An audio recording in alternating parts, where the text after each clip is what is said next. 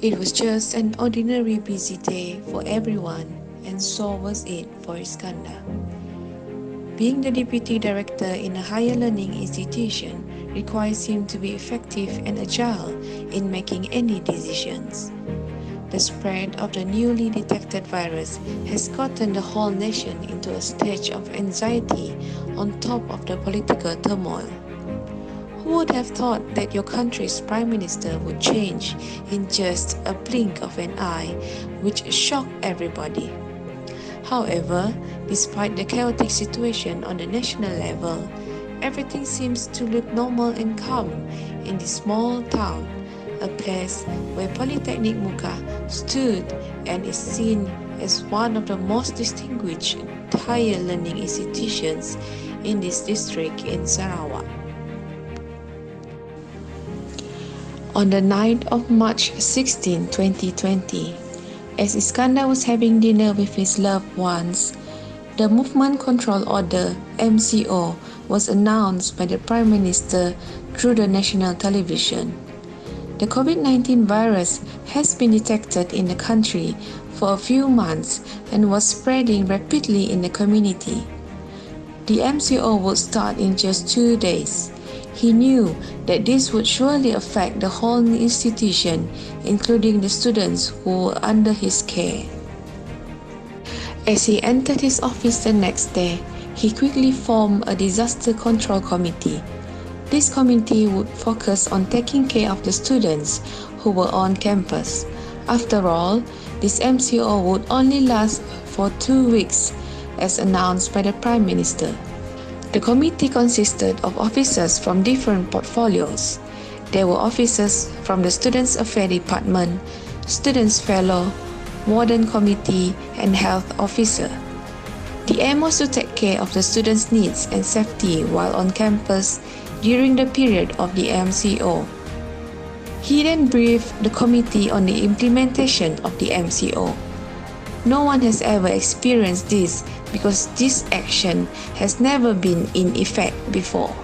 We need to be very careful and not to let our students to go out of the campus and have any contact with the outsiders. It is not safe now. We don't know how bad the spread in our community, said Iskandar in his briefing. We need to ensure that the students are well taken care of. The NATMA will compensate on the students' food and necessity, he added. The 2-week time of the MCO was then extended for another 2 weeks. It was extended again after 2 weeks. With over 600 students on campus and the continuation of the MCO for almost a month now, students started to show some acts of rebellion. They wanted to go home. They had been on campus for 4 weeks and have not made any contact with outsiders, let alone develop any COVID-19 symptoms. Luckily, the situation was quickly taken under control, thanks to the announcement by the Ministry of Higher Education to allow all students stranded on campus to go home. We will start to send all of you home. Don't worry, we will deliver all of you safely to your home, wrote Iskandar in the WhatsApp text to all the students. Iskandar immediately called the members of the Disaster Control Committee for a meeting to discuss the sending home procedures. They knew it was not an easy task since they were not the ones who would lead the movement procedure. It would all be dependent on the schedule of the main operative, UNIMAS. We need to work hand in hand with UNIMAS and other agencies in making sure this whole process would be successful. In the meantime, we need to ensure our students to be alert of any information and get ready to be transferred home at any time, said Iskandar in the meeting. The sending off process started on April 29, 2020. 24 students were successfully sent home to Selangor, Daro, and Tanjung Manis. The next batch of students heading to Cebu using UiTM and Polytechnic Muka assets were successfully regulated on the second day. The process continued smoothly despite some rescheduling of time. They needed to work fast because Hari Raya was just around the corner.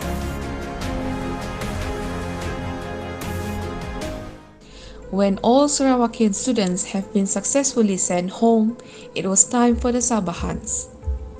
On the 20th of May 2020, all Sabahan students were gathered to be sent home to their hometowns. They were excited to finally be able to return home. Bags were packed and they were ready to leave the campus. At 9 p.m., after adhering to all the SOPs, they left Muka for Kuching for the COVID-19 test that they needed to take for them to be allowed to enter Sabah as instructed by the Sabah government. The journey took more than 12 hours on a bumpy ride using the in-progress Pen Borneo highway route. They were strong. They wanted to go home. The food was packed. Stops were only made when necessary. Once they arrived in Kuching, they straight away underwent the RTK antigen test and rested for a while before heading to Bintulu in the hope to catch the next possible flight to Kota Kinabalu. It was a tiring journey as travelling from Kuching to Bintulu was going to be longer as compared to the journey from Muka to Kuching. After more than 15 hours on a cold, bumpy and tiring road trip, they finally arrived at Bintulu Airport. Bags were unloaded from the bus. They were all too excited to depart, as if it was the first flight they took in their whole life. However, as the saying goes, we could only plan, but God has the last word. Suddenly, they received news saying, We are sorry to announce that you have to return to Polytechnic Muka as your flight is cancelled. Students were shocked. They traveled a long way just for the test. But when they reached the airport, their flight was cancelled. As strong as a person may be, everyone felt devastated, sad, heartbroken, and disappointed by the newly received news.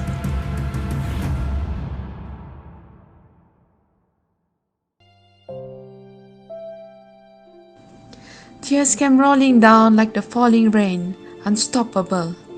With a heavy heart, all students loaded their bags back into the bus and returned to Polytechnic Muka. Hari Raya was just in 2 days' time.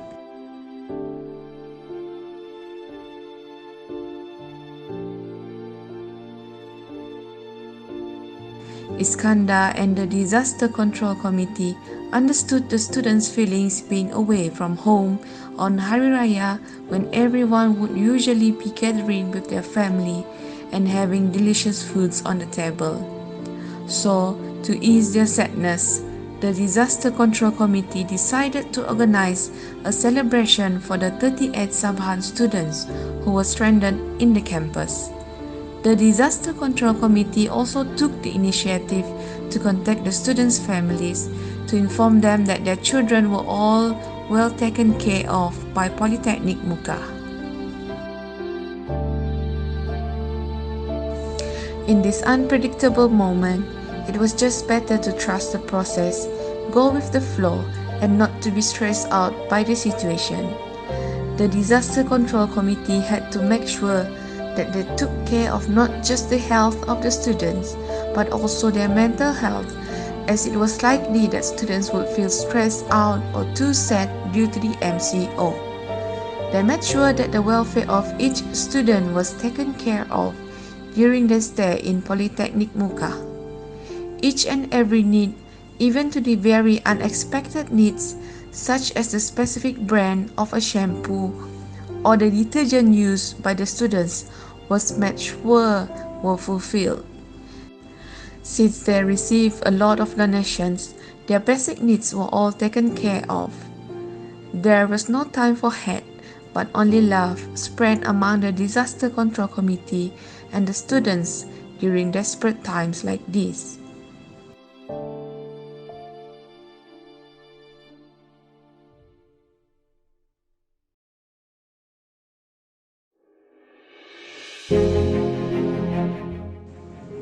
Finally, on May 31st, 2020, the Disaster Control Committee received an information that all students could be sent home soon. The news was then shared with the students. They were thrilled knowing about the news. This time around, they were more prepared mentally as to not to put so much hope to avoid disappointment. They were stronger. The bus left campus early in the morning on June 2nd. They arrived safely at the airport, unloaded their bags, and checked in. They were glad that this time around, the plane was there. They boarded the plane and flew to their hometown safe and sound.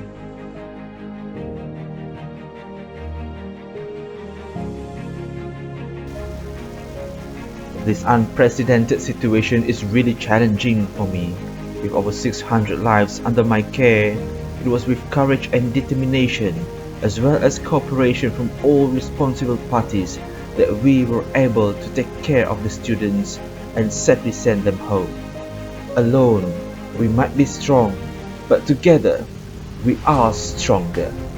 Thank you everyone, and now let us pray for the pandemic to be over.